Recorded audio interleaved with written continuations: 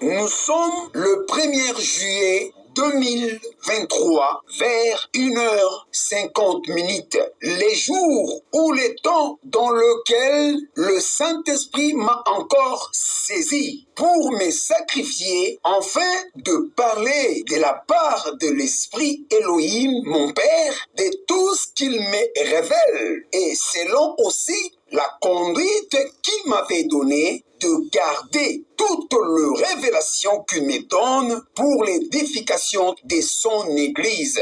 Et j'aimerais bien partager avec vous ces songes que le Seigneur m'avait donnés il y a de cela 2 années. Écoutez ce langage du Saint-Esprit. Il y avait une école. Dans cette école, c'était l'homme de Dieu William Marion Branham qui était le professeur en train de dispenser la matière.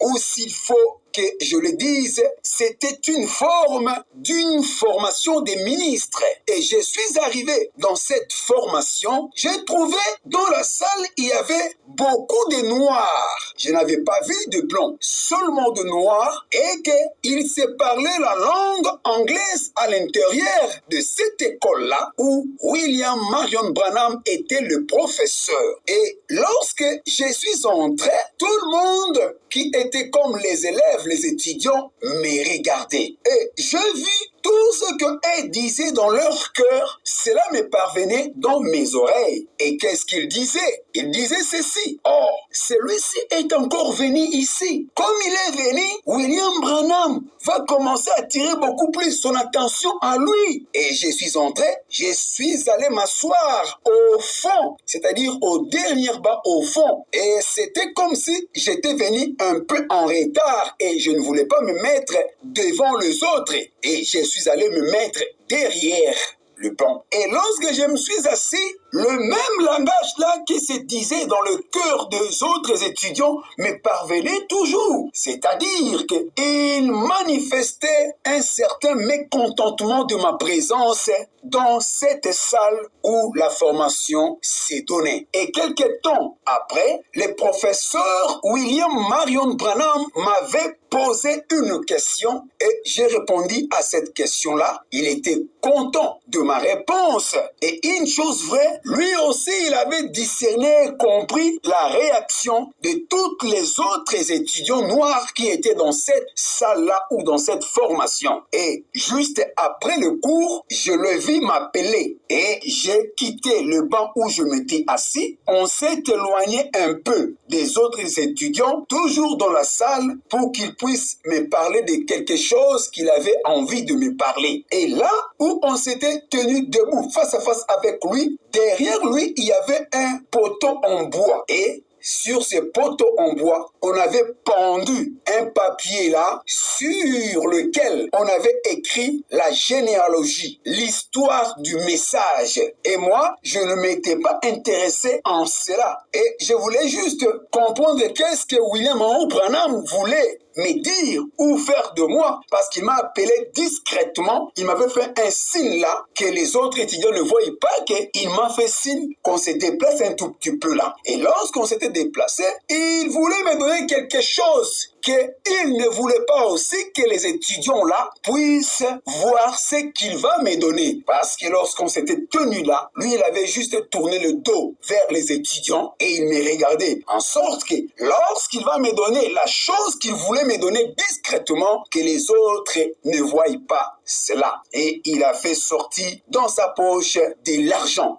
Beaucoup d'argent en dollars enroulés en cercle. Vous voyez comme on roule les rouleaux. Et c'était beaucoup d'argent. Et il m'a donné cet argent-là discrètement. Et moi aussi, j'ai pris cela et j'ai gardé cela dans ma poche. Il m'a dit, garde ça que les autres ne voient pas. Et j'ai pris cet argent, je me suis tourné et je suis parti pour ne plus continuer avec le groupe des étudiants. Et là, ce songe ou cette vision avait pris fin. Lorsque je me suis réveillé la nuit, je me suis posé la question, qu'est-ce que le Seigneur veut me parler par rapport à cette image qu'il vient me donner? Pourquoi cet argent, cet homme de William Branham me donne? Et pourquoi dans l'école des formations. Je me suis posé plusieurs questions, mes bien-aimés dans le Seigneur. Je n'ai pas trouvé une réponse par rapport à cela. Et plus tard, le Saint-Esprit m'avait saisi pour me conduire dans le livre des psalmistes, le livre de Psaumes, dans le chapitre 12 et le verset 7. Lorsque le Saint-Esprit, l'Esprit de vérité m'a conduit dans cette écriture de la vérité, j'ai lu ce qui est écrit là. Il est écrit ceci: les paroles de l'Éternel sont de paroles pures, un argent éprouvé sur terre au creuseux, et cette fois épuré. Et directement, le Saint-Esprit qui rappelle toujours, il me rappelle la vision ou les songes qu'il m'avait donné là pour dire que ce que cet homme de Dieu, William Monroe Branham, qui était le professeur dans cette école-là, m'avait donné comme de l'argent, ce n'était pas de l'argent en monnaie. Bien sûr que Dieu parle avec des symboles, mais cela représentait le parole pure de l'Éternel. Cet argent représentait le parole pure de l'Éternel, et c'est un argent éprouvé sur terre au creuset, et cette fois épuré. Et c'est par là j'ai dit merci Seigneur pour ce que tu m'as donné. Et je crois de tout mon cœur que c'était l'ange du Seigneur qui avait porté le corps de son serviteur pour me parler et me dire que c'est lui l'ange du Seigneur qui va me former et qui va m'enseigner la parole éternelle et me montrer des choses cachées. Mes frères, je vous dis, ceci est la vérité. Le ciel est en train de m'écouter et de m'enregistrer. Nous ne sommes pas appelés pour faire les aventures ou inventer les choses dans le royaume de Dieu. Je mets ma main sur la Bible pour vous dire que ce que j'avais vu était vrai. Plus tard, dans mon église, pendant que le Saint-Esprit était en train de mouver à l'église, l'un de mes frères, nommé le frère Jordan, je crois bien, ceux-là qui ont de photos surnaturelles, le jour où Dieu avait imposé que toute l'Église recommence leurs expériences. Vous savez, nous sommes de ceux qui suivent la conduite du Saint-Esprit. Lorsque le Saint-Esprit nous dit de faire ceci, nous sommes obligés de nous soumettre et d'obéir à la voix du Saint-Esprit. Et vous remarquerez, je mettrai une photo de ces frères-là en train d'être baptisés par l'homme de Dieu, le prophète Israël, et qu'une grande colonne de feu était descendu sur ses frères ou dans la piscine là où les frères étaient baptisés. Et je crois de tout mon cœur, ce n'est pas le frère qui m'avait parlé, c'est la même colonne de feu qui était descendue dans l'eau qui était venue me parler au travers de ces frères-là. Et qu'est-ce que la colonne de feu m'avait dit? La colonne de feu m'a dit: j'ai mis ma parole en toi. Dis aux gens que c'est moi qui est en train de parler en toi. Et tu vas ramener mes enfants dans la parole. Or, nous savons que le ministère de Malachie 4, c'était pour ramener les gens dans la parole. Mais l'Esprit revient encore me dire que tu vas ramener mes enfants dans la parole. Et on ne peut ramener que celui qui a dévié, celui qui a reçu le message. Mais après un temps, il a commencé à s'éloigner de ces messages, ou je ne sais pas de quoi. Et la colonne de feu a dit: ainsi dit le Seigneur, tu vas ramener les gens dans la parole. Et bien sûr, c'est la parole que l'ange du Seigneur qui avait porté le corps de William Monroe Branham pour être le professeur m'avait donné comme de l'argent épuré 7 fois. C'est-à-dire la parole qui est rendue pure 7 fois. Or, le 7 fois, c'est le chiffre 7 qui est là. C'est l'achèvement, c'est le repos. C'est le Saint-Esprit. Épuré, c'est aussi rendre une langue plus correcte. Et les 7 nous donnent encore le chiffre de l'adoration. C'est à vous, mes frères, de lire Psaume 12 et verset 7. Et par rapport à cette vision, et comparer toutes les inspirations que vous écouterez par ces ministères que le Seigneur a mis en moi. Et que cela n'est pas mon ministère, c'est le ministère de Christ lui-même femme dans son épouse, autrement le ministère de l'épouse. Vous allez écouter l'une de mes prédications que j'ai prêchées. Je parlais que l'épouse a un message et autre prédication inspirée toujours par le Saint-Esprit que dans ces messages, il y a encore un autre message qui est caché dans ces messages. Et j'ai intitulé cette prédication « Le message caché dans un message révélé ». Et mes frères, pour ajouter encore les témoignages que je suis en train de vous donner, un jour, l'ange du Seigneur est venu dans ma maison à 16 heures. J'ai la photo surnaturelle avec moi. Je me tenais là sous le canapé et mon enfant était de l'autre côté. Je voulais tirer une photo de mon enfant lorsque j'ai tiré la photo parce que comme j'avais mis mon ordinateur sur le canapé, je voulais juste suivre les témoignages de Billy Paul au Canada. Et là, entre moi et la table à manger, un ange était tenu debout là et il a empêché la lumière de l'appareil numérique de frapper mon enfant et cette lumière de l'appareil numérique l'avait frappé. Et vous savez, comme dans la souveraineté de Dieu, l'ange avait montré seulement sa tête, sa poitrine, une poitrine bombée et il a eu à garder certaines parties de son corps. Et j'ai la photo surnaturelle avec moi. Si le Seigneur le veut, je vais l'introduire lorsqu'on va mixer, lorsqu'on va fusionner cette prédication avec le photo et je mettrai cette photo surnaturelle de l'ange en train de regarder l'ordinateur. Il ne me regardait pas, il regardait l'ordinateur. Alors je voulais savoir pourquoi il regardait l'ordinateur. Et plus loin, un message du Saint-Esprit dans l'église est venu pour me dire que je mis en toi mon ordinateur. Et cet ordinateur-là, c'est ma parole que j'ai mis en toi. Quelques jours après, en pleine réunion, en pleine onction dans l'église, en pleine louange dans l'église, le Saint-Esprit, la grande colombe de feu, l'ange puissant, avait saisi encore un autre frère qui était assis au devant du bureau du prophète Israël. Et le frère est venu me donner le message que pour dire, poussé par l'Esprit, toute la révélation que je te donne, garde cela. J'ai une grande mission à faire avec toi. Et cela répète que c'est pour ramener mes enfants dans la parole. Et je dis ceci, mes bien-aimés dans le Seigneur, et je le dis au nom du Seigneur Jésus-Christ,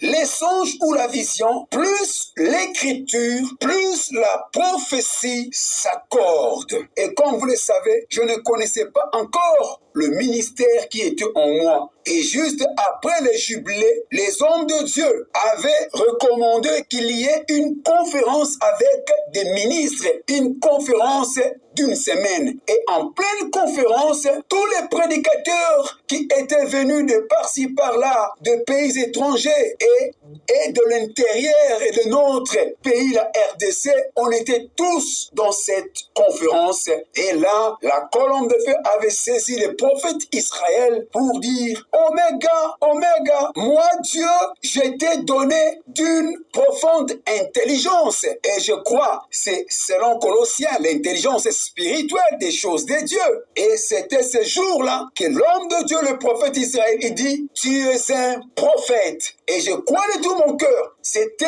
Dieu du ciel, le Dieu du ciel qui était descendu pour confirmer son ministère qu'il m'avait donné avant la fondation du monde, le ministère prophétique. Et si vous écoutez la prédication de Malachie 4 qui s'intitule « Les discernements de l'esprit », l'homme de Malachie 4 dit ceci dans la prédication « Les discernements de l'esprit » de 1960 dans le paragraphe 10. Le prophète ne doit pas aller se mêler au monde et chercher à prendre un don comme l'a fait Balaam et faire du ravage ou chercher à se faire de l'argent avec ou quelque chose comme cela.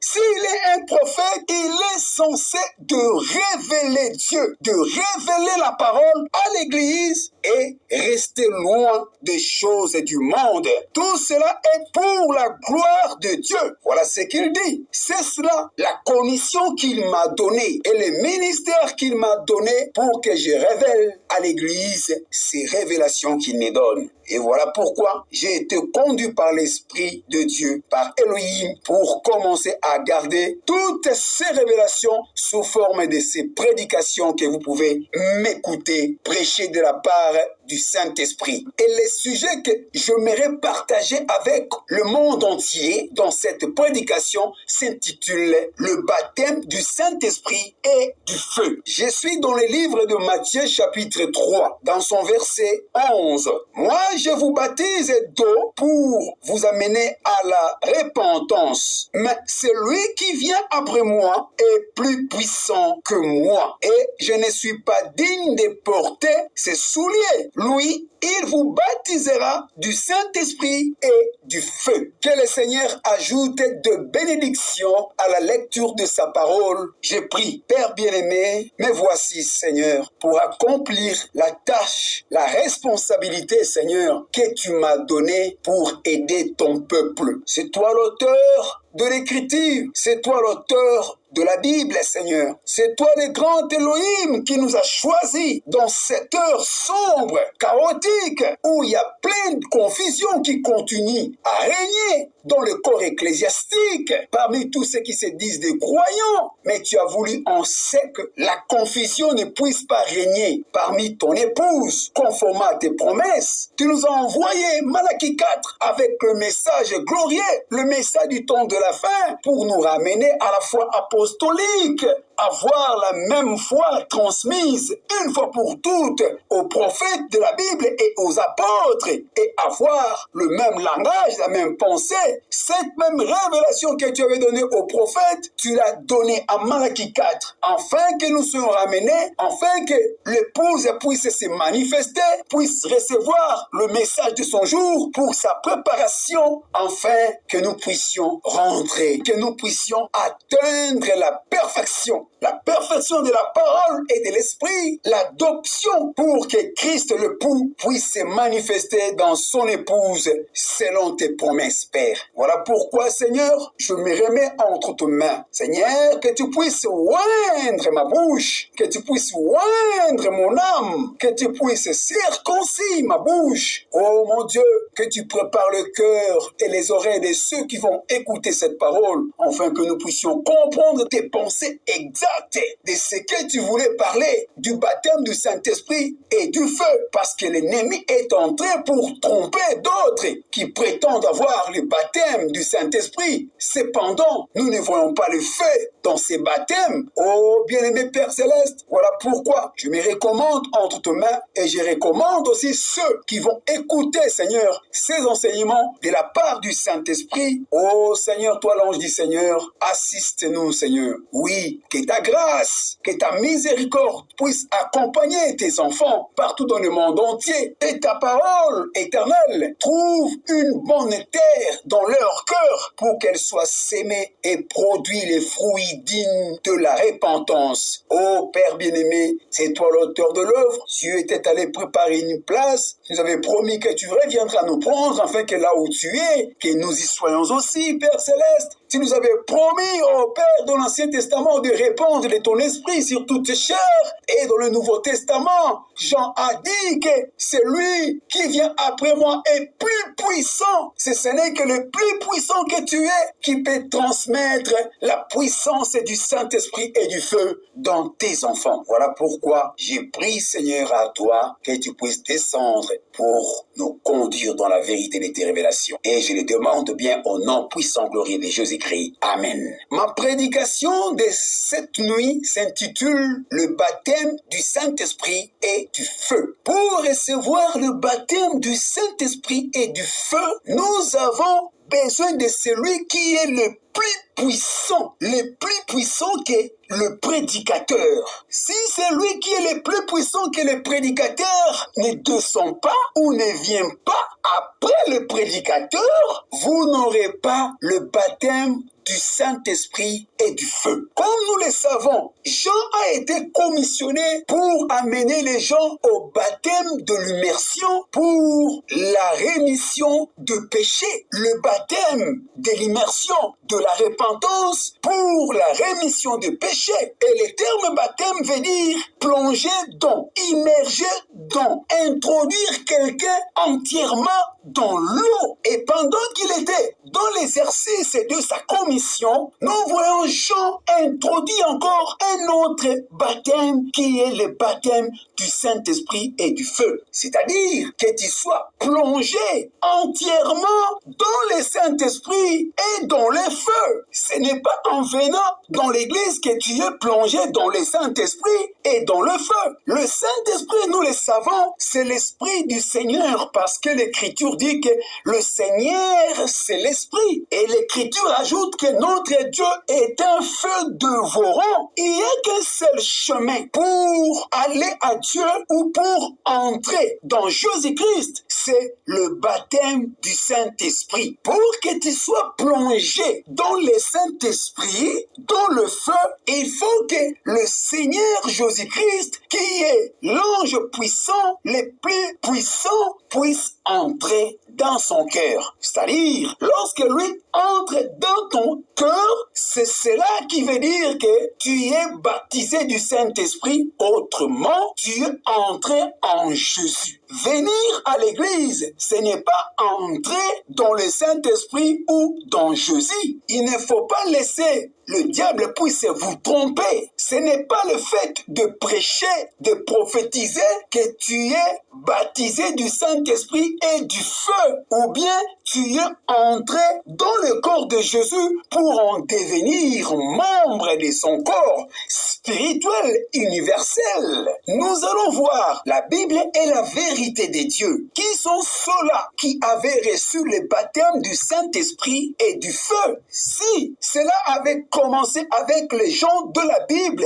du Nouveau Testament, dans cette époque-là, nous sommes encore dans le Nouveau Testament. Jusqu'au jour de l'enlèvement, nous serons toujours dans le Nouveau Testament. Même après l'enlèvement, lorsque les deux oliviers prêcheront aux Juifs pour faire sortir les 144 000, nous serons toujours dans le Nouveau Testament. Parce que cela s'arrête dans le millénium selon les temps apocalyptiques. Et c'est dans ce chapitre 3 et ce verset 11, nous voyons maintenant deux baptêmes, qui est le baptême de l'eau et le baptême du Saint-Esprit et du feu. Et Jean a dit ceci, que cet homme est plus puissant que moi. Et comme il est le plus puissant que moi, c'est celui qui va vous baptiser du baptême du Saint-Esprit, qui est aussi le baptême de la puissance de Dieu. C'est un baptême de la puissance, parce que ça sera lui le plus puissant là, qui viendra après. Il viendra pour entrer en vous comme une puissance en vous. Et lorsqu'il va entrer en vous comme une puissance dans votre cœur, c'est une puissance de la résurrection, la puissance de la rédemption, la puissance de la transformation, et il y aura une manifestation, une apparition pour confirmer qu'il est entré en vous. Cette puissance est entrée en vous. Et ce qui sera comme une confirmation, ça sera toujours lui-même encore la puissance, le plus puissant, le Saint-Esprit, cette fois-ci sous forme du feu sur vous, à côté de vous, avec vous, pour confirmer qu'il est entré en vous. Relions cela avec ces paroles de Actes du Saint-Esprit, chapitre 1, verset 8. Mais vous recevrez une puissance. C'est quelle puissance? Le Saint-Esprit survenant sur vous, et vous serez mes témoins à Jérusalem, dans toute la Judée, dans la Samarie et jusqu'aux extrémités de la terre. Et remarquez cette écriture, la puissance, lorsque cela va descendre, cela va survenir sur les disciples, cette puissance ne va pas seulement entrer dans leur cœur comme le baptême du Saint-Esprit, mais cette puissance va encore survenir sur eux. Ça va rester au-dessus d'eux comme un feu pour prouver que c'est cela le baptême du Saint-Esprit Saint-Esprit et du feu. Parce que quelqu'un peut faire cette déclaration pour dire que je suis baptisé du Saint-Esprit. La question en est celle-ci. Est-ce que le baptême du Saint-Esprit que tu avais reçu là, cela est conforme à ce que Jean avait présenté ici, que celui-là est plus puissant que moi, il vous baptisera du baptême du Saint-Esprit et du feu. Où est le feu dans ton baptême? Dans toutes les déclarations que tu es en train de faire, que je suis baptisé du Saint-Esprit, mais où est le feu? Et mes frères, si nous prenons les actes du Saint-Esprit dans le chapitre 2, nous allons voir la confirmation de ce que Jean avait dit, que celui-là est plus puissant que moi, il vous baptisera du Saint-Esprit et du feu. Et l'Écriture témoigne ceci, que les jours de la Pentecôte, ils étaient tous ensemble dans le même lieu. Tout à coup, il vint du ciel. L'Écriture ne dit pas qu'il vint de Rome, il vint de Charestie, il vint d'un hostie quelconque, il vint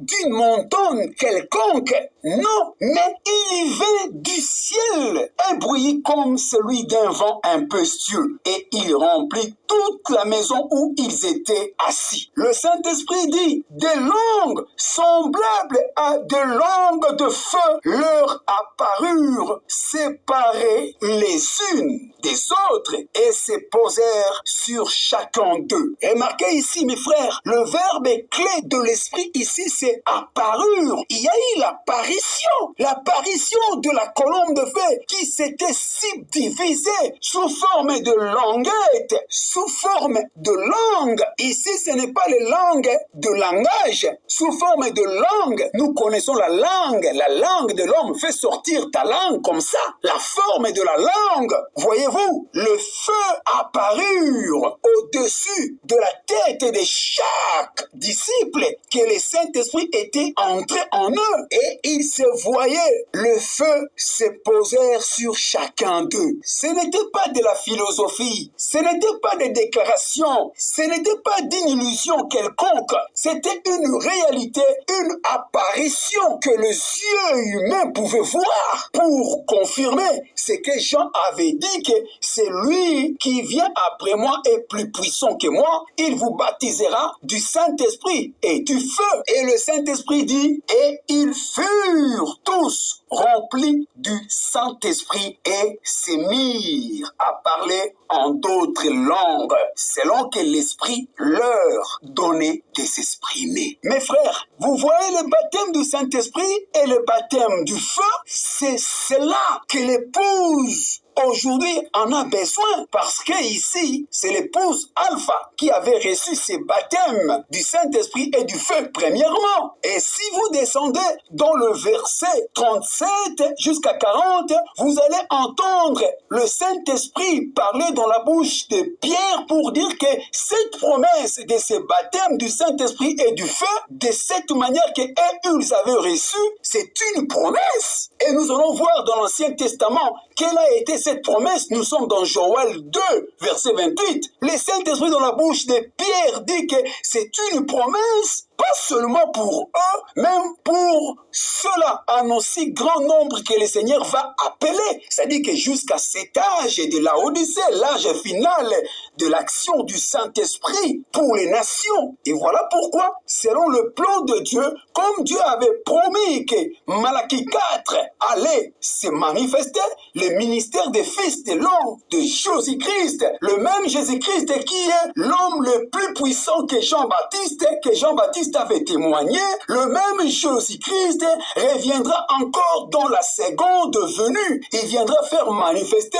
le ministère des fils de l'homme qui n'est que le ministère de lui-même Jésus-Christ dans cet homme de Malachie 4. Et lorsqu'il viendra, il est le plus puissant qui nous baptisera aussi du baptême du Saint-Esprit et du feu. Comme il est le plus puissant que tous les pasteurs, il est le plus puissant que tous les hommes de Dieu aujourd'hui, c'est lui qui viendra toujours après la prédication de ces hommes de Dieu pour qu'il entre à l'église comme étant le plus puissant, l'ange puissant, pour baptiser son épouse de sa puissance de la transformation, la puissance de la résurrection, la puissance de Dieu, la puissance de son époux, afin que le feu aussi puisse apparaître sur l'épouse, avec l'épouse, et ce même feu-là, qui est lui-même la colonne de feu, afin qu'il puisse conduire l'épouse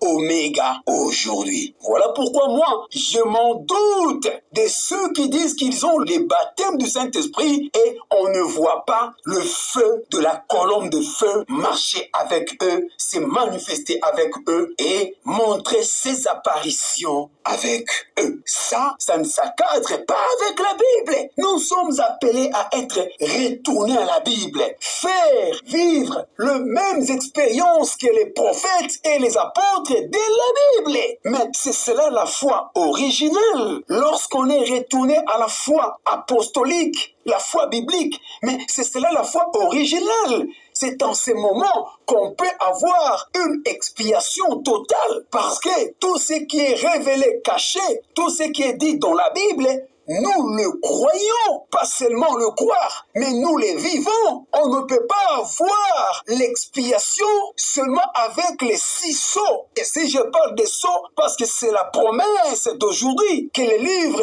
a été ouvert, les sceaux ont été brisés. L'agneau avait donné le livre à Jean, qui était le symbole de l'épouse Alpha. Et pour dire que ce livre-là allait être aussi avalé par Malachie 4.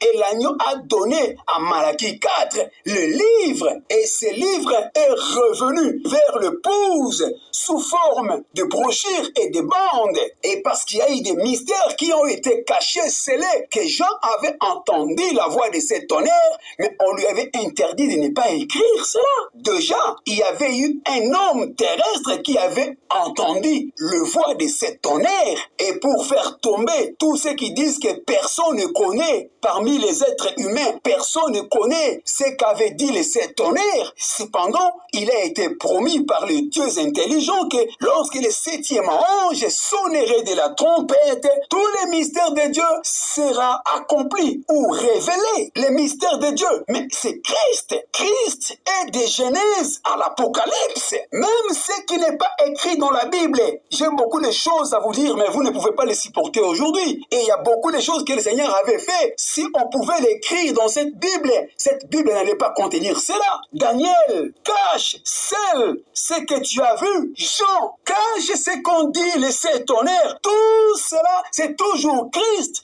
Et Christ allait se révéler pleinement, totalement, dans le ministère de Malachie 4, sous forme de 7 tonnerres, que j'appelle la totalité de la parole. Voilà pourquoi j'ai dit, on ne peut pas avoir l'expiation totale seulement avec 6 sceaux, parce qu'il faut encore le 7e sceau qui est brisé.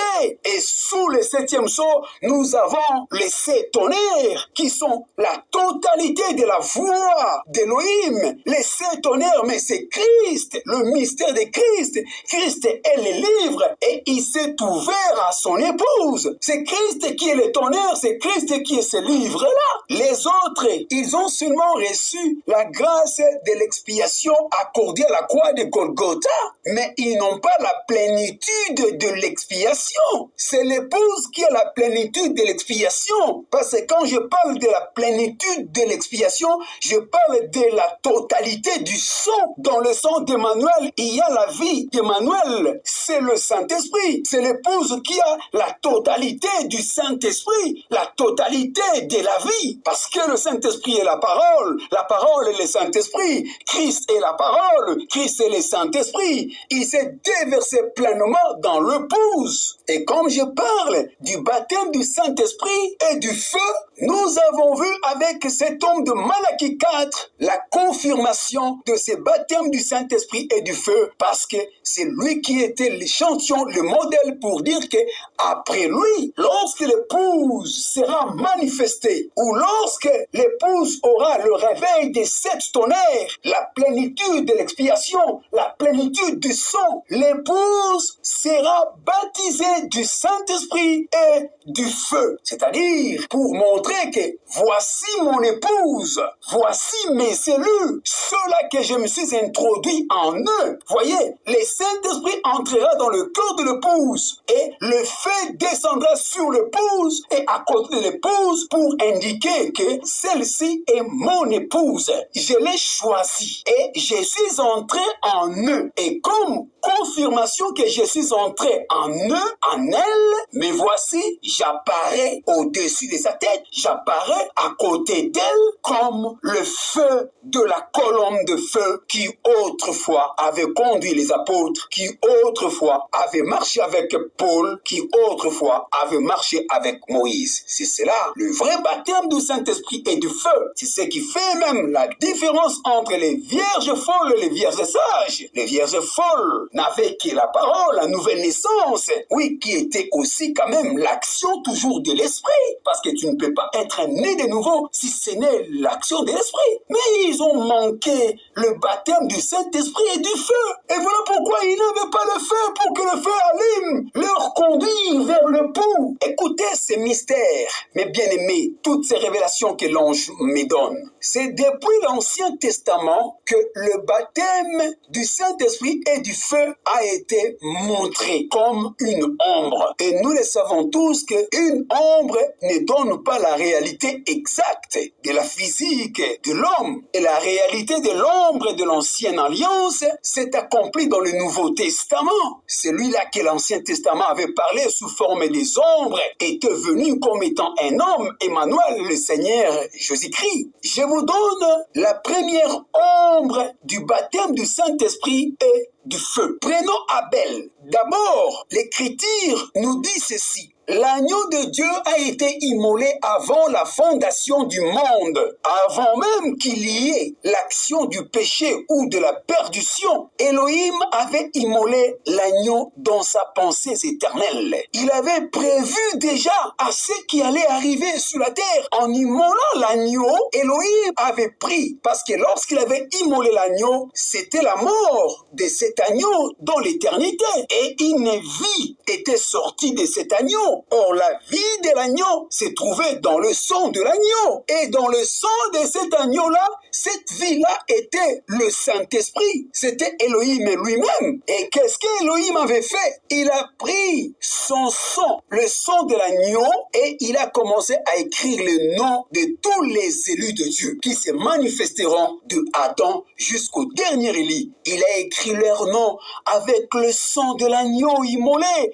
Et si ce sang immolé était la vie de l'agneau, et la vie de cet agneau immolé, c'était l'esprit d'Elohim, le Saint-Esprit, ce qui veut dire qu'il avait écrit le nom des élus de Dieu aussi avec son esprit. Souvenez-vous, il y a une écriture dans le Nouveau Testament, c'est Paul dans les Corinthiens, où l'écriture dit que nous sommes manifestement de lettres écrites par le ministère de Paul, non avec de l'encre, mais avec son esprit. C'est-à-dire que son esprit a écrit ces écritures dans nos cœurs. Et nous ramenons cette écriture là-bas avant la fondation du monde pour dire que lorsqu'il avait écrit nos noms avec le sang de l'agneau immolé avant la fondation du monde, et que ce sang-là est son esprit, parce que dans son sang, il y a sa vie éternelle n'est rien d'autre que c'est son esprit éternel, le glorieux Saint-Esprit Elohim. Et c'est avec son esprit qu'il avait écrit nos noms dans le livre de la vie de l'agneau ou la vie éternelle. Donc ici, nous avons la révélation que l'agneau a donné l'esprit. L'agneau a fait sortir le sang, l'esprit pour écrire.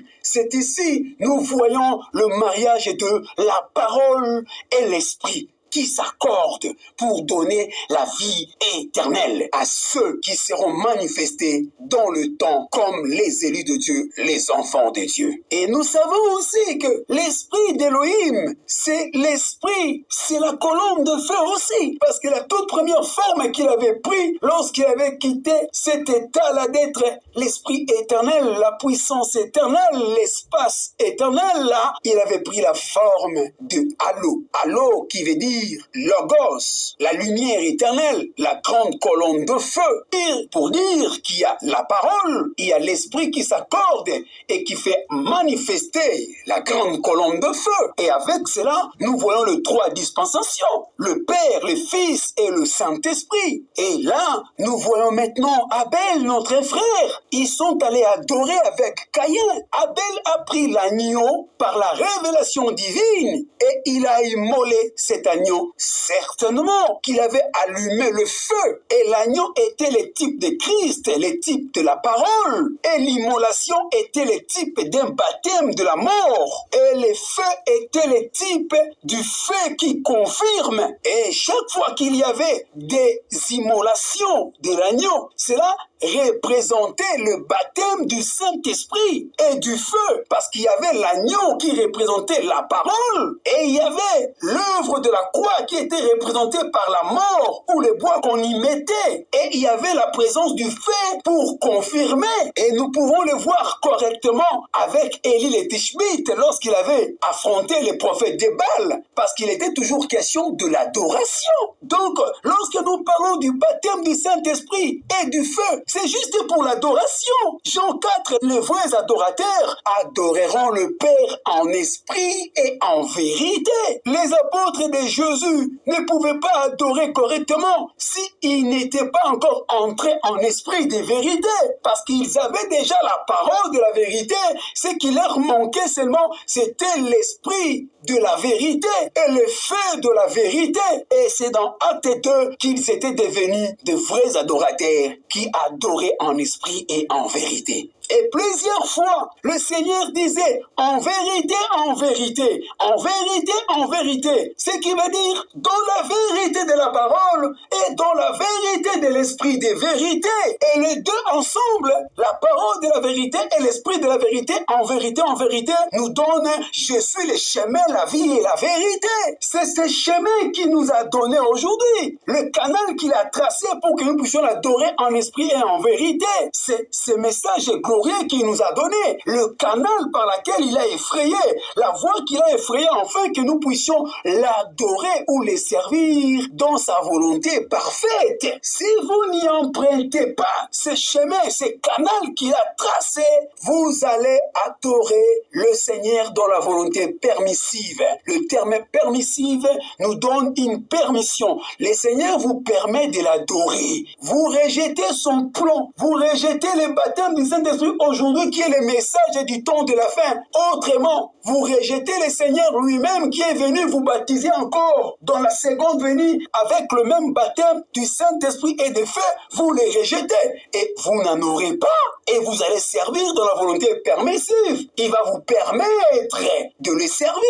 Citez son nom. Il va permettre en ce que même le miracle, les guérisons s'opèrent dans vos églises. Il va permettre que vous puissiez voir toutes ces choses, même les signes, les apparitions peuvent apparaître. C'est une permission du Seigneur. Mais il vous dira, allez-vous-en, je ne vous connais pas. Ce n'est pas tous ceux qui disent Seigneur, Seigneur qui entreront. Allez-vous-en, je ne vous connais pas. Seigneur, nous avons fait ceci, nous avons prophétisé, nous avons fait des miracles, nous avons prêché à ton nom. Oui, je vous avais permis de me servir, mais dans une volonté permissive et non parfaite. Ma volonté parfaite pour vous, c'était quoi? Le message du temps de la fin, ma seconde venue, qui va vous préparer à recevoir le vrai baptême du Saint-Esprit et du feu. Mais vous ne vouliez pas et allez-vous-en, je ne vous connais pas. Et je reviens pour dire ceci, mes frères. Avec Élie le Tishbite, Élie avait d'abord rétabli l'autel. Voyez, c'est cela la volonté parfaite de Dieu. Écoutez ma prédication, adorer selon l'ordre. Élie avait établi l'autel. Cet autel qu'Élie avait rétabli, c'était le trône, la présence du trône, la présence de la Bible. Et je vous ai dit que la Bible a la forme du trône. 12 de l'Ancien Testament et les 12 patriarches de l'Ancien Testament et les 12 apôtres de Jésus-Christ. Et tout autour, il y a les 4 êtres vivants qui sont les 4 évangiles. Et les 4 évangiles ne parlent que de l'agneau de Dieu qui ôte les péchés du monde de Jésus-Christ. L'agneau qui est au milieu, un homme qui est au milieu du trône. Apocalypse 4. Et Apocalypse 5, la Bible est à la forme du trône. Élie avait rétabli l'ordre du trône et il a pris le taureau qui représentait toujours la parole, Christ. Et il a placé cela. Et il a dit, le Dieu d'Abraham, d'Isaac, de Jacob, cela veut dire le Dieu de ma foi, une seule fois transmise, une fois pour toutes. Abraham représentait la révélation, la foi, et Isaac représentait l'amour. L'amour, c'est le Saint-Esprit qui a été déversé en nous. L'amour de Dieu a été déversé en nous par le Saint-Esprit. Il y a la révélation, la foi, et il y a l'amour de Dieu, Isaac en nous. Et nous avons encore Jacob, la grâce de Dieu, l'esprit de grâce, qui nous donne la révélation exacte pour adorer en esprit et en vérité. Voilà pourquoi Élie avait placé le taureau, la parole, et le feu était descendu du ciel pour confirmer l'adoration, pour confirmer la parole, pour confirmer le prophète, l'homme de Dieu, le baptême du Saint-Esprit et du feu. Ça, c'était dans l'ombre. Et Abel avait reçu la révélation. Et Dieu avait agréé son adoration. Et Caïn est venu avec des fruits. Tout ce qui est fait de main des hommes. L'œuvre ecclésiastique qui est fait de main de l'homme. Avec les pensées humaines. Avec de l'intellectualisme de l'homme. Et Dieu, le Seigneur, n'avait pas agréé cela. Mais Abel avait reçu la révélation que mon père et ma mère, ils étaient séparés de Dieu. Ils étaient séparés de la vie de Dieu, la vie éternelle qui était en eux. Et Dieu lui a inspiré. Il a dit, pour que cette vie puisse leur revenir, il faut qu'il y ait une mort, qu'un animal en l'ombre d'un homme puisse perdre sa vie, qui est la vie éternelle dans son sang, et que cette vie éternelle qui était dans son sang, qui est la vie éternelle que l'homme Adam et Ève avaient perdu, mes parents avaient perdu, que cela puisse revenir vers mon père et ma mère, autrement vers moi, autrement vers nous, que cette vie-là était revenue, qui est le baptême du Saint-Esprit et du feu, qui n'est rien d'autre que la vie éternelle. Mes frères, le baptême du Saint-Esprit et du feu, c'est la confirmation de la vie éternelle. La confirmation d'un vrai adorateur. C'est la confirmation de celui qui est l'élu de Dieu. Écoutez, mes bien-aimés, cette révélation profonde, ça descend maintenant là. Lorsque le Seigneur était venu vers Jean-Baptiste, Jean-Baptiste avait fait plonger le Seigneur dans l'eau. C'était le baptême de sa mort. Et après cela, qu'est-ce qu'on avait vu? La colombe de feu. L'Esprit de Dieu était descendu sous forme de la colombe pour venir entrer en lui et se poser encore sur lui, comme étant un exemplaire ou un exemple du baptême du Saint-Esprit et du feu. Et avec cette immersion, son accomplissement était maintenant sur le calvaire à la croix de Golgotha. Là, à la croix, il était question de la parole qu'on avait immolée sur l'autel. Il était immolé pour que la vie qui était en lui puisse sortir. Quelle a été cette vie qui était en lui, que cela puisse sortir pour revenir vers son épouse, vers nous? C'était la colombe, le Saint-Esprit. Remarquez ceci, lorsque une colombe est en vol, la colombe donne la forme de la croix. Lorsque la colombe est en vol, en train de battre ses ailes, ça donne la forme de la croix. Autrement, la croix a la forme de la colombe en train d'envoler. Autrement, la croix a la forme d'une colombe qui est en train de s'envoler. On a immolé l'agneau à la croix de Golgotha et la vie de l'agneau qui est la colombe, le Saint-Esprit était sorti et s'est envolé. Autrement, la croix est allée entrer dans les disciples dans Acte 2. La croix est venue vers les apôtres sous forme de la colombe en train de s'envoler. Oui, la vie de l'agneau. Oui, la croix, la vie de l'agneau, la colombe est venue vers les apôtres et cette vie est entrée dans le cœur des apôtres et le feu est apparu sur la la tête de chacun d'eux. La colonne de feu s'est subdivisée sur la tête de chacun d'eux pour confirmer le baptême du Saint-Esprit et du feu. Voilà pourquoi je vous dis que la croix nous a donné le baptême du Saint-Esprit et du feu. La croix a un lien que vous ne pouvez pas séparer cela avec le baptême du Saint-Esprit et du feu. Donc, quand nous parlons des actes du Saint-Esprit, les actes du Saint-Esprit n'est rien d'autre que le baptême du Saint-Esprit et de feu. Autrement, c'est la continuité de l'action de la croix de Golgotha, la continuité de l'envol de la colombe, le Saint-Esprit, la continuité de la marche de la colonne de feu. Et cela a été aussi, bien sûr, montré dans l'ombre où Balaam, le faux prophète, un faux adorateur, il offrait aussi 7 autels à Dieu. Et Israël aussi offrait les 7 autels. Les 7 autels qui nous révèlent que l'œuvre du calvaire, la croix dans l'âge d'Éphèse, la croix dans l'œuvre de Smyrne, la croix dans l'âge de Pergame, ainsi de suite, jusqu'à l'âge de Laodicée. Autrement, la colombe dans l'âge d'Éphèse, la colombe, le Saint-Esprit dans l'âge de Smyrne, Pergame, Thyatire, Sardis, Philadelphie et Laodicée. Et voilà pourquoi nous parlons de la plénitude de l'expiation.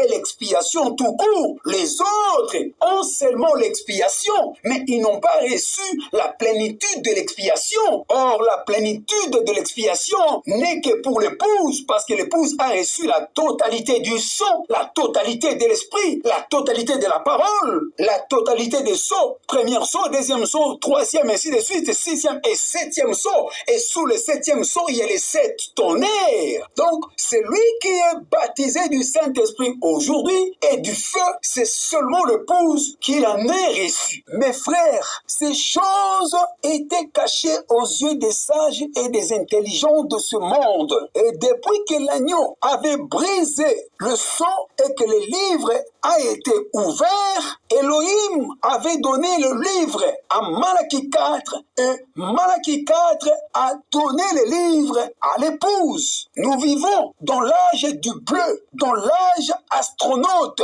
l'âge où la tête est au-dessus des nuages, en train de voir de loin l'âge de l'aigle. Dans Exode 29, verset 37, Dieu avait parlé à Moïse que c'est pendant 7 jours que Moïse allait faire l'expiation sur l'autel et que Moïse puisse sanctifier l'autel et celui qui touchera l'autel sera saint. Et ceci, c'était une prophétie qui concernait l'expiation pour l'âge d'Éphèse, l'âge de Smyrne, Pergame, Thyatire, Sardis, Philadelphie et Laodicée, car les 7 jours parlaient de cet âge de l'Église. Et l'expiation se faisait toujours avec le sang. Dans le sang, il y avait la vie. Et une seule œuvre de l'expiation de la croix de Golgotha, où le sang d'Emmanuel était versé, sa vie était sortie, sa vie Zoé, qui est le Saint-Esprit. Cela a produit 7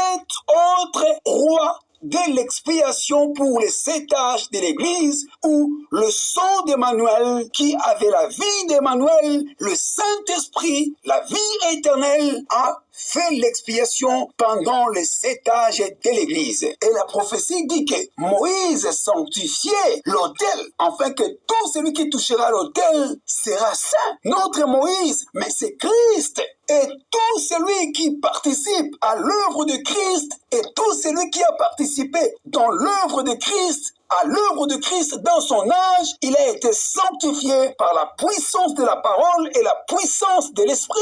Et dans Lévitique chapitre 8, verset 10 à 11, il avait été dit à Moïse de faire 7 fois l'aspersion de l'huile d'onction sur l'autel. Vous voyez que ça, on parlait toujours de l'autel. Et l'huile de l'onction, c'était les symboles, les types du baptême du Saint-Esprit. Et dans Lévitique 16, 19, il fera avec son doigt 7 fois l'aspersion du sang sur l'autel. Et c'est pourquoi la révélation nous montre qu'on ne peut pas avoir l'expiation seulement avec un seul sceau ou les 6 sceaux seulement. Il faut tous les 7 sceaux pour avoir l'expiation totale. Et sous le 7e sceau, il y a les 7 tonnerres qui est là. Comme je n'ai pas le temps de tout lire, vous pouvez lire dans Nombre 23 pour voir les 7 autels que Balaam offrait aussi. Et prenons par exemple dans Joël chapitre 2 verset 28, c'était la promesse du baptême du Saint-Esprit et du feu. L'Esprit avait dit que je répandrai de mon esprit sur toute ta chair. Vos fils, vos filles prophétiseront, vos jeunes gens auront des visions et vos vieillards auront des songes. Oui, je répandrai de mon esprit sur mes serviteurs et mes servantes. Qui sont les serviteurs et servantes de Dieu? C'est Israël, car nous sommes des fils et filles de Dieu. Dieu avait promis le baptême du Saint-Esprit pour Israël et pour les nations. Et que, comme signe que Dieu a répandu de son esprit dans toute chair, la réponse en est dans le verset 29. Il y aura des signes, des prodiges, des signes du sang et du feu et des colonnes de feu. Dieu a dit que je répandrai de mon esprit. Le terme répandre son esprit, c'est cela le baptême du Saint-Esprit. Faisons un pont avec Romains 5, verset 5.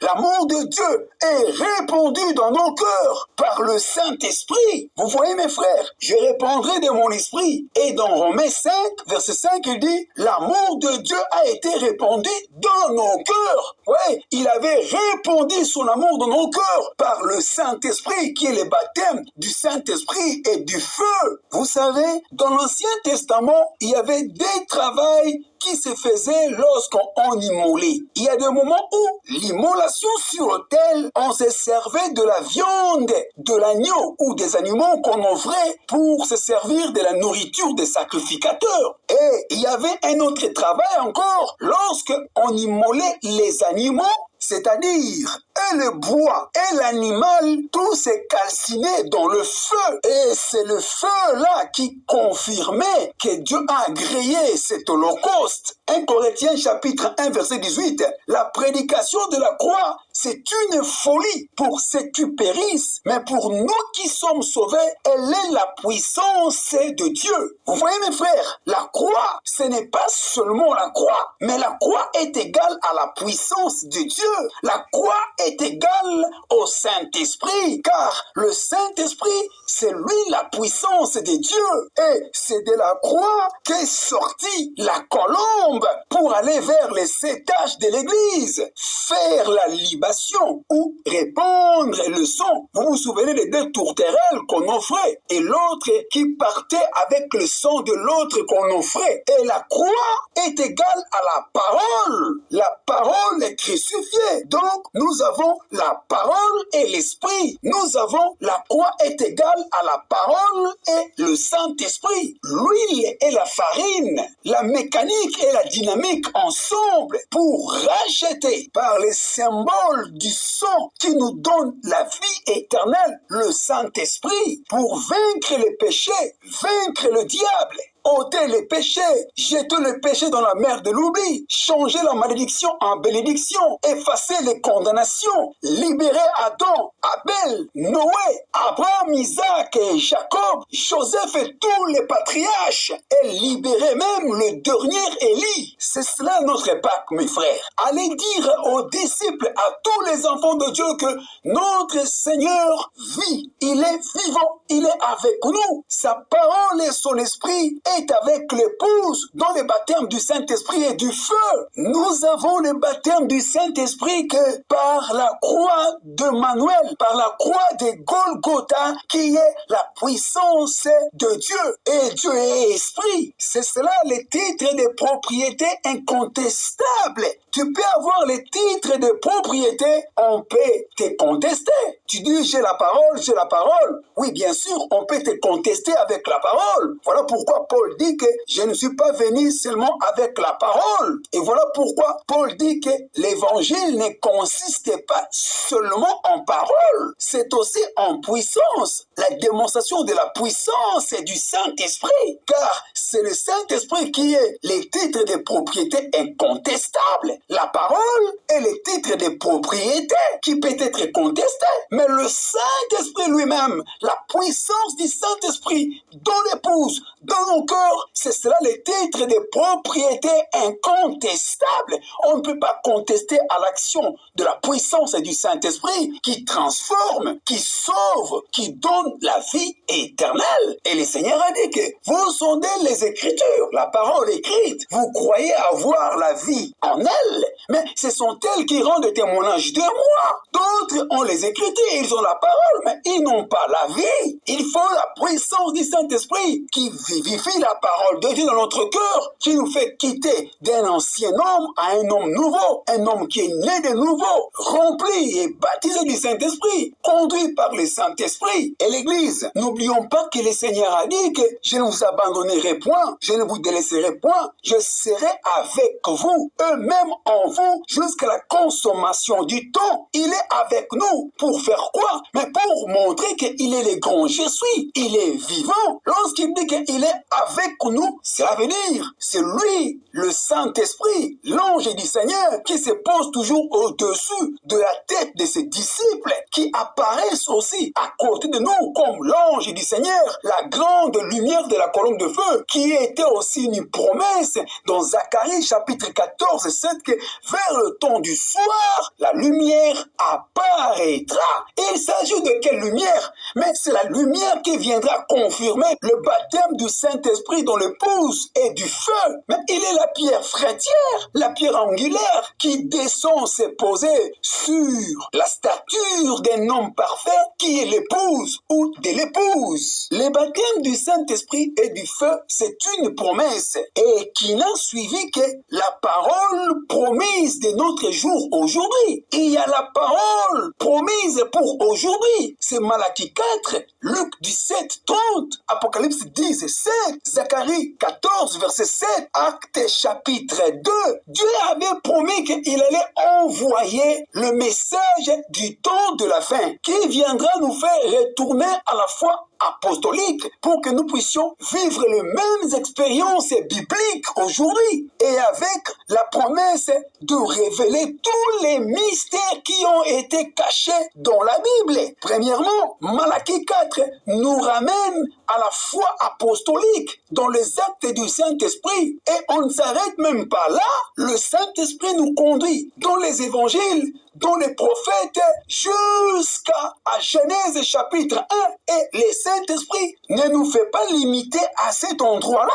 Le Saint-Esprit nous conduit encore dans l'éternité pour aller voir comment notre Père Elohim, qui existe par lui-même, qui n'a pas de commencement et la fin, mais comment il avait pris la forme de halo, qui est la colonne de feu, la lumière éternelle. Et de la lumière éternelle, alors, il a pris le feu qui est Logos, il a pris la forme de la théophanie et il a commencé à créer le monde invisible et jusqu'au monde visible. Et là, après, le Saint-Esprit nous a fait voir tout ce qui s'était fait dans l'éternité et il nous a fait encore sortir dans le temps de Genèse. Nous avons marché de prophète au prophète jusqu'à l'évangile, jusqu'aux actes du Saint-Esprit et nous continuons vers l'éternité car c'est lui qui nous conduit vers l'éternité. D'éternité en éternité, ô Seigneur, tu es notre Dieu. Et je dis, le baptême du Saint-Esprit, c'est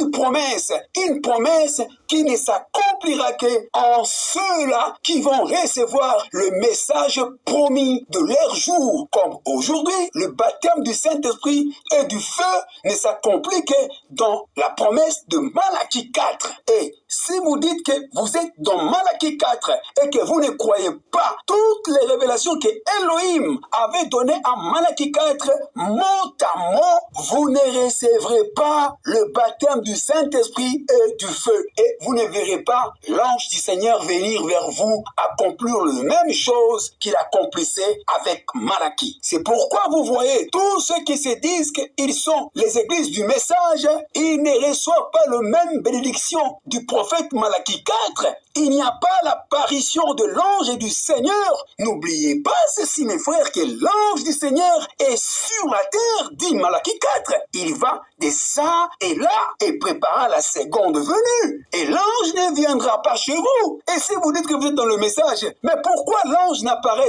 pas chez vous? Parce que c'est une promesse d'aujourd'hui. Pourquoi vous n'avez pas le baptême du Saint-Esprit et du feu? Parce que c'est une promesse d'aujourd'hui. Et que vous dites que le baptême du Saint-Esprit, ce n'est pas pour aujourd'hui, c'est dans le futur. Or, Pierre avait dit que c'est une promesse qui n'était pas seulement pour eux, mais c'est aussi à un grand nombre que le Seigneur appellera au loin. Mes frères, vous êtes séduits. Les diables croient à ce que Dieu avait fait hier et ils croient à ce que Dieu fera au futur. Lui, il croit toujours dans le futur et dans le passé. Mais quand Dieu accomplit dans le temps présent, le diable ne croit pas et il ne voit pas. Et c'est comme ça qu'il a aveuglé beaucoup de prédicateurs, beaucoup d'églises. Au moment où nous nous approchons de l'enlèvement, les autres continuent à espérer dans le futur que le baptême du Saint-Esprit viendra, ou bien la pluie de l'arrière-saison viendra. Cependant, la révélation ou la parole vient au prophète. Aujourd'hui, les prophètes de tous les âges du Saint-Esprit nous a dit que les deux pluies sont en train de pleuvoir ensemble. Nous avons la pluie de l'avant-saison et de l'arrière-saison qui pleuvoient en même temps. Et voilà pourquoi, dans Matthieu chapitre 25, il y a la présence de la Vierge folle qui manquait l'huile et la présence de la Vierge folle qui est l'épouse avec le baptême du Saint-Esprit et du feu. Et le fait allumer son ministère et le fait lui éclairer, lui montrer la voie, comment marcher pour aller à la rencontre de l'époux. Parce qu'il a été dit, voici l'époux, la parole. Et si vous avancez, il a été dit, l'époux arriva. Ça, c'est le départ soudain. Et seulement, donc, voici l'époux. Les vierges folles avaient aussi reçu le réveil de la parole. Et les dons aussi se manifestaient avec eux. Elles avaient encore reçu le réveil de dons. Les dons se manifestaient avec eux. Ce qui était différent des autres vierges qui avaient reçu le réveil du baptême du Saint-Esprit, le réveil de la parole et le réveil de dons ensemble, orientés vers l'œuvre missionnaire, parce que le Saint-Esprit aime marcher. Qui est le Saint-Esprit, mes frères? Mais c'est l'ange puissant, c'est la pierre fraîtière, c'est lui l'ange du Seigneur qui aime marcher, aller de ça et là pour aller chercher les âmes perdues et sauver les âmes. Où est cette épouse qui a reçu le baptême du Saint-Esprit et du feu? Elle est quelque part ici. Vérifiez, mes frères, vous la verrez. Elle est là, elle est cachée. Comme son époux se cache toujours et il se révèle dans la simplicité,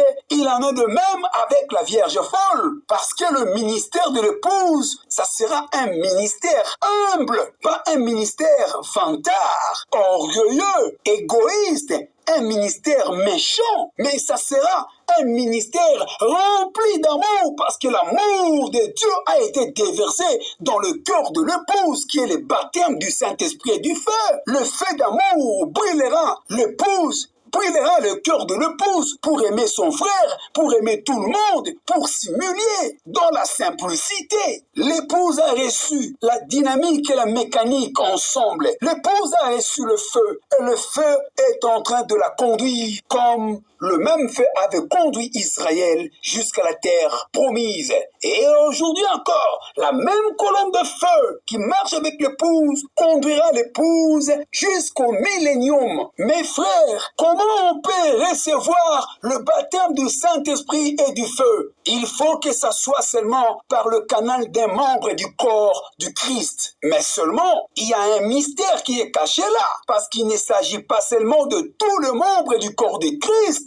c'est pas nécessairement un membre du corps du Christ. Tu peux en être et avec un ministère, mais le Seigneur ne permet pas que le baptême du Saint-Esprit soit donné aux autres par votre canal. Vous vous souvenez de Philippe? Il est parti en Samarie pour prêcher, faire le campagne. Il y a eu des guérisons, il y a eu des miracles, mais pour que les gens reçoivent le baptême du Saint-Esprit, aucun de ceux qui avaient reçu le ministère de Philippe avait reçu le baptême du Saint-Esprit et du feu. Et Philippe n'était pas resté à dire que vous avez vu des miracles et des guérisons.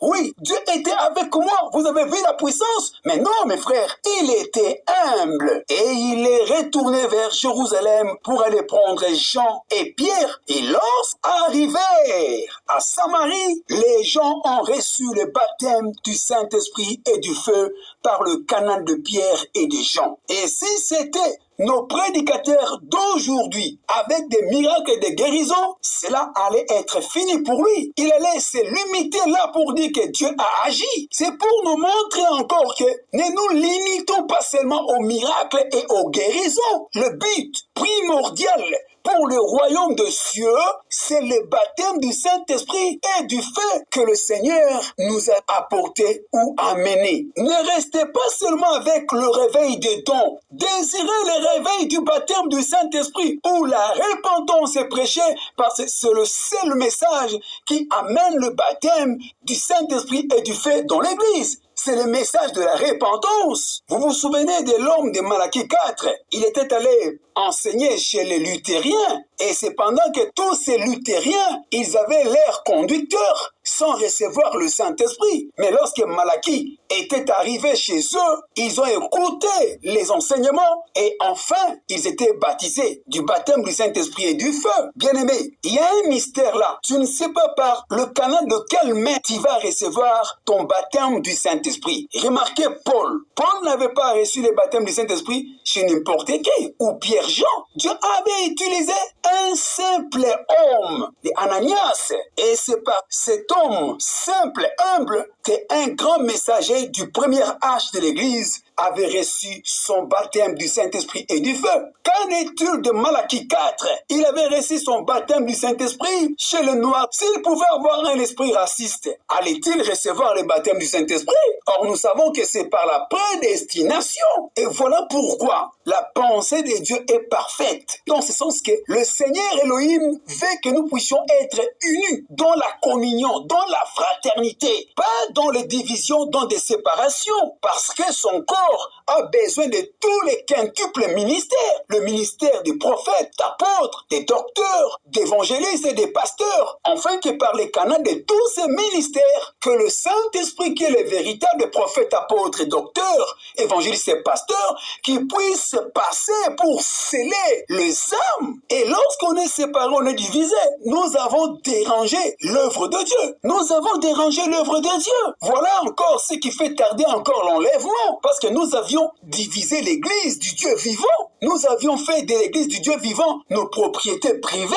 Mais fidèles à moi, mon église à moi. Ce ne sont pas tes fidèles. Ce ne sont pas ton église. Ce sont les fidèles du Seigneur. Les fidèles du Saint-Esprit. Le Seigneur a besoin de leur croissance, de leur perfectionnement. Et pour ça, il faut laisser que le ministère puisse être ou s'opérer, agir dans l'église du Dieu vivant. Voilà pourquoi je n'aime pas prendre l'esprit d'un pasteur ou l'esprit d'une église, seulement l'esprit qui était dans Malachie, qui pouvait dire que le monde est mon église, la Bible est le manuel, et une seule loi que j'ai dans mon cœur, c'est la loi de l'amour. Mes frères, je vous raconterai comment j'ai reçu le baptême du Saint-Esprit. Je vais préparer une vidéo en images où je parlerai de comment j'avais reçu le baptême du Saint-Esprit, de la vision que le Seigneur m'avait donnée en 1997 jusqu'à 2011 où j'ai eu à voir l'interprétation de la vision que le Seigneur m'avait donnée. Malachie 4 nous dit que Dieu désire donner aux gens le baptême du Saint-Esprit plus que eux le désir en avoir. Mais le problème en est ceci, que les gens aiment recevoir le baptême du Saint-Esprit dans les conditions où ils se trouvent, c'est-à-dire mélanger le baptême du Saint-Esprit avec leur mode de vie, leur manière de voir les choses mondaines. Ça ne va pas tenir, ça ne va pas tenir, parce qu'on ne peut pas mélanger le baptême du Saint-Esprit avec l'organisation, ou le baptême du Saint-Esprit avec l'esprit de la religion, ou mélanger le baptême du Saint-Esprit avec le plaisir du monde, parce que l'Écriture dit que celui qui aime le monde, l'amour du Père ne pend en lui. Autrement, celui qui aime le monde dans son cœur, il n'a pas le Saint-Esprit dans son cœur. Si le Saint-Esprit, le baptême du Saint-Esprit entre dans ton cœur, il te donnera que l'affection des choses d'en haut. S'occuper aux affaires du Père ne sera que ta première préoccupation. Chercher premièrement le royaume des cieux. C'est quoi le royaume des cieux? Mais c'est le baptême du Saint-Esprit et du feu. Et le reste viendra après. Et voilà mes frères, ce qui rend Dieu jaloux pour ne pas donner aux gens le baptême du Saint-Esprit et du feu dans leurs conditions qu'ils veulent. Mes frères, je suis presque à la fin. Et je vous dis par l'amour du Seigneur que celui qui ira dans l'enlèvement, c'est seulement celui qui a reçu le baptême du Saint-Esprit et du feu. Et ne me parlez pas du baptême du Saint-Esprit et du feu sans que je puisse voir l'apparition du feu. Parce que dans Joël chapitre 2 verset 28 à 29, c'était une promesse que lorsqu'il y aura le baptême du Saint-Esprit et du feu, il y aura l'apparition du feu. Et cette écriture était comme une écriture mécanique et c'était aussi devenu une écriture dynamique dans Actes chapitre 2 où il y a eu encore l'apparition du feu. Il y a le verbe apparaître qui est mentionné dans Joël 2 verset 29 et il y a encore le même verbe apparition qui est revenu encore dans Actes chapitre 2 pour confirmer que le baptême du Saint-Esprit est effectué dans ces gens. Lisons Malachie. Malachie dit ceci, lorsque le Saint-Esprit était descendu le jour de la Pentecôte, le feu qui était au-dessus de leur tête montrait que ceux ici, c'est-à-dire ça confirmait que ces gens ici que vous voyez le feu sur leur tête, ce sont eux qui sont l'épouse alpha de l'époux. Ce sont eux qui sont mes élus. Et il y a quelque chose qui est entré en eux. Donc la preuve qu'il y a quelque chose qui est le baptême du Saint-Esprit est entré dans le cœur des élus, la lumière de la colonne de feu confirmait sa présence au milieu de ce peuple et au-dessus de leur tête. Et je clôture ma prédication pour dire que le baptême du Saint-Esprit et du feu promis par le Seigneur de gloire, c'est seul son épouse qui le reçoit. Et comparativement à l'Église, épouse alpha, et si vous comparez la fiche de notre prédication du jour de la Pentecôte, c'est exactement ce qui se passe avec l'épouse. L'épouse a reçu le même baptême du Saint-Esprit et du feu au-dessus de sa tête. Vous qui êtes dans les ténèbres, sortez au milieu des ténèbres, sortez au milieu d'elles et venez recevoir le baptême du Saint-Esprit et du feu vers l'épouse de Jésus-Christ. Venez vers l'épouse qui a l'absolu de l'œuvre du Saint-Esprit. Que le Seigneur de gloire, notre Seigneur Jésus-Christ, puisse vous baptiser du Saint-Esprit et du feu en écoutant cette prédication puissante du Saint-Esprit et que le Seigneur vous bénisse au nom de Jésus-Christ.